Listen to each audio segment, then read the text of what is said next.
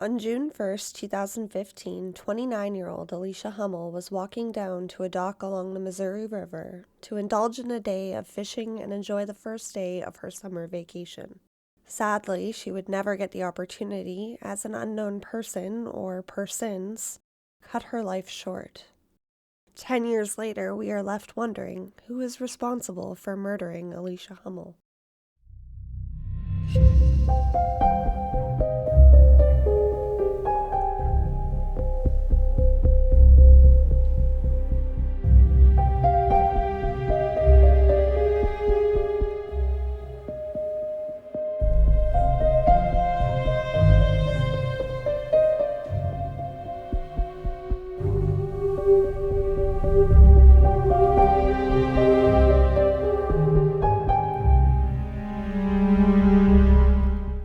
Hello and welcome to another episode of Truly Twisted. As always, I'm your host, Alicia Watson, and every Thursday I will be bringing you a story that is always victim-focused and fact-based. Now, before we get into this week's episode, I just want to apologize to my listeners on Spotify. A couple of people have made it known that some episodes, including last week's episode 36, have been removed. So I am working with Spotify to get it put back on.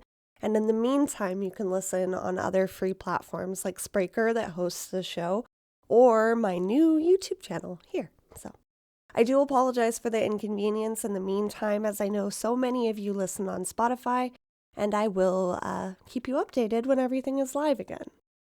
Now let's get into our case and talk about 29-year-old Alicia Hummel. She wasn't just a victim of murder, she was beloved to her friends and her family. And today they are still seeking answers and justice for her. So let's talk about Alicia for a minute. Alicia Marie was born on June 27, 1985 in Sioux City, Iowa to Laura Gilliam and James Wayne, and she was one of 7 kids in her family. Her family was close-knit, they would go to church on Sundays, and they often spent time with their grandparents. Alicia went to high school at East High School and graduated in 2004 before going on to South Dakota State University to get her bachelor's in science. She specialized in human development and family studies and extended her studies in communications disorders. She loved to learn, and she could have gone to school her whole life, according to her mom. She was actually looking into getting her bachelor's degree as well shortly before she was killed. Now, being a close-knit community, Alicia was familiar with Tony Hummel, but when the two began dating, they quickly fell in love, and they got married on July 30th, 2011, at the Church of the Nativity. In 2013, she started working at the Siouxlands Family Center, where she taught an early Head Start program for infants and toddlers. She loved working with kids and their families at the daycare, and she got along really well with her coworkers. It was honestly the kind of job that she loved going to each day, which is more than most of us can say. She had built this beautiful life growing up and was starting a family for herself in Sioux City. Alicia loved life, and according to her family, she was, quote, always smiling and constantly on the go with friends. She enjoyed scrapbooking, going to concerts. She was a big Luke Bryan fan. And being in the outdoors. She especially loved camping and fishing. And she also had quite the collection of shoes and purses, end quote. Honestly, she sounded like just the coolest person, and I'm not just being biased because we share a first name. Alicia should have been able to go out and enjoy hobbies she was passionate about safely, in a community that she knew well. But if that was the case, we wouldn't be talking about her today. So on June 1st, 2015, Alicia went out to enjoy her first day of summer vacation by visiting the Missouri River in the rural Clay County area. She was going to do a little fishing and enjoy the sunshine. She even took a few Snapchat selfies of herself just moments before she was murdered. Alicia loved to take photos and capture small moments in her life, and it's something that her family is very grateful for today. In the photos taken that day, she appears happy and carefree, showing off her fishing rod sticking out of the sunroof of her car.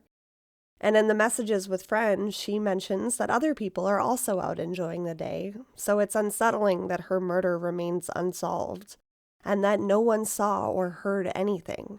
No one has come forward claiming to be there that day and speak with investigators either.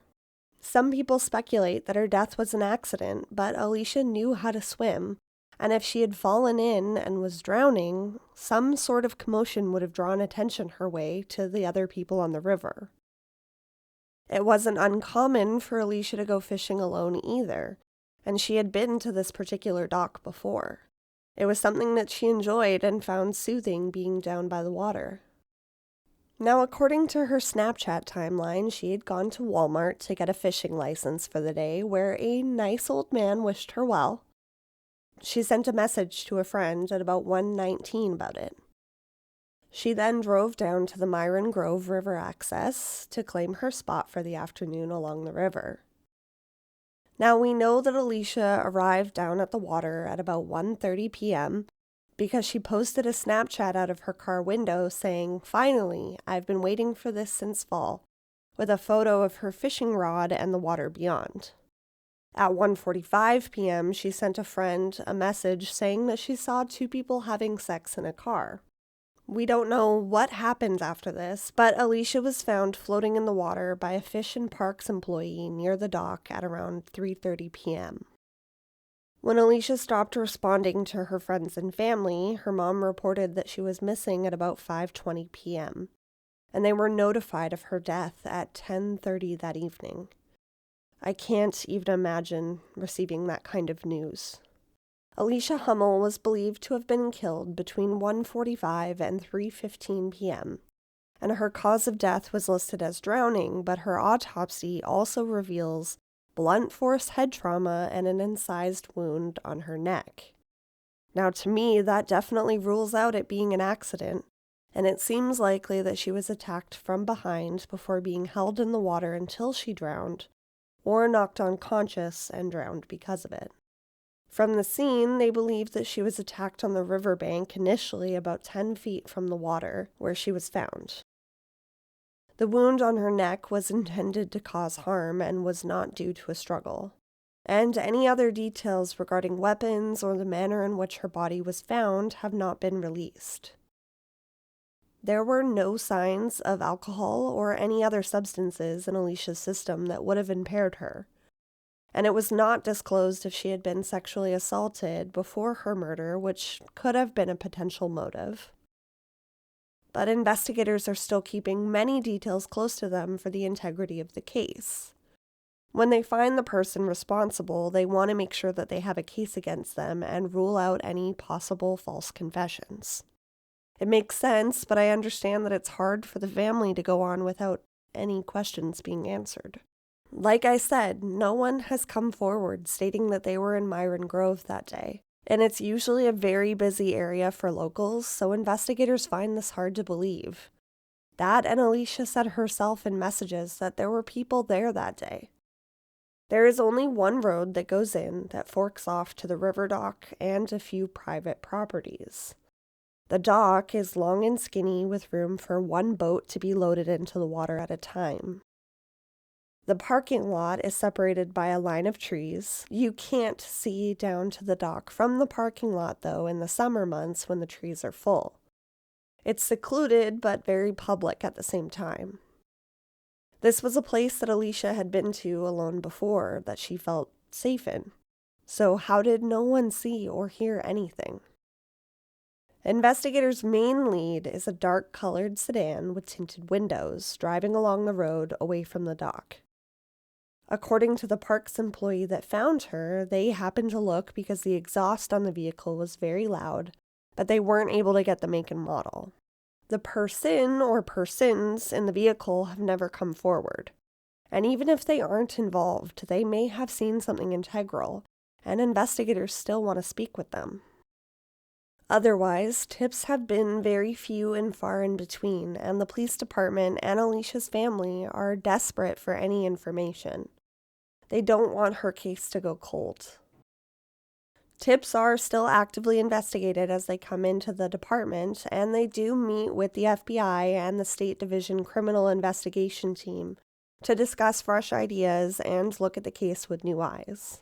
The people closest to Alicia were interviewed and slowly ruled out throughout the investigation. Alicia's husband, Tony, particularly got a lot of heat in the media because the couple was actually in the process of separating at the time of her murder, but he was 200 miles away visiting family at the time and was completely distraught at the news. Statistically, people are most often murdered by somebody that they know. If this was just a stranger that took advantage of the fact that Alicia was randomly alone and in the wrong place at the wrong time, it makes it that much harder to connect back and makes the suspect pool that much bigger. Initially, Alicia's cell phone, purse, and fishing pole were among items missing from the scene, but investigators have since located her purse and her phone. The fishing rod, however, remains missing. Quote, "We've been seeking digital records pretty much since the first day. Even now, that's one of the ongoing avenues, seeing what sort of digital avenues might exist looking at new technology. We've gathered quite a bit of that." End quote. And that was from Detective Andrew Howe, who is currently working the case. The technology he's speaking of is related to the data that could reveal what cell phone towers were pinged or accessed as the phone came within close proximity. It's that sort of technology that could provide some sort of roadmap that the phone, or possibly the suspect or suspects, may have traveled that day. But it's still unsettling for a small community that this killer is out there walking free. Detective Andrew Howe would like to remind the community that even the smallest detail could be important, and investigators want to remind the public that they can also submit tips anonymously. If you have any information or something sticks out to you from that day as being strange, or even not strange, just something related, please call the Clay County Sheriff's Office at 605-677-7100.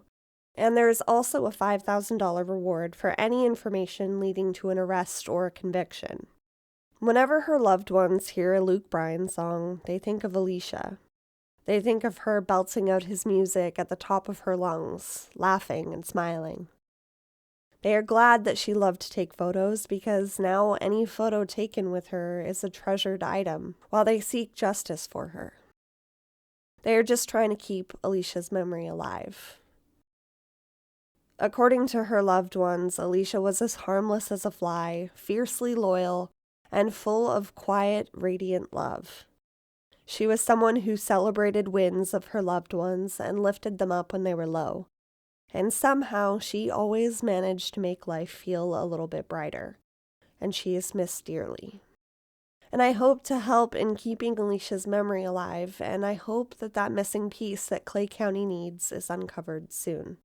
Her loved ones deserve answers. And I hope that everybody enjoyed listening to this week's episode. Friendly reminder to leave me 5 stars wherever you are listening now. If you have a case suggestion or you want to reach out to me, you can email me at itstrulytwisted@gmail.com, and that's it's without an apostrophe to clarify. And now let's take a quick moment for the missing.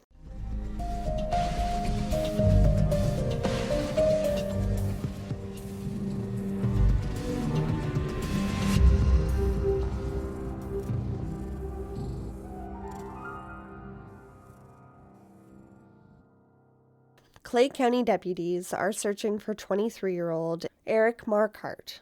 The most recent article that I was able to find is from July of 2025. His vehicle was found abandoned on 240th Avenue and 440th Street in Greenville, Iowa. Eric was last seen wearing a black shirt, white shorts, and Jordan shoes. He has dark hair and brown eyes.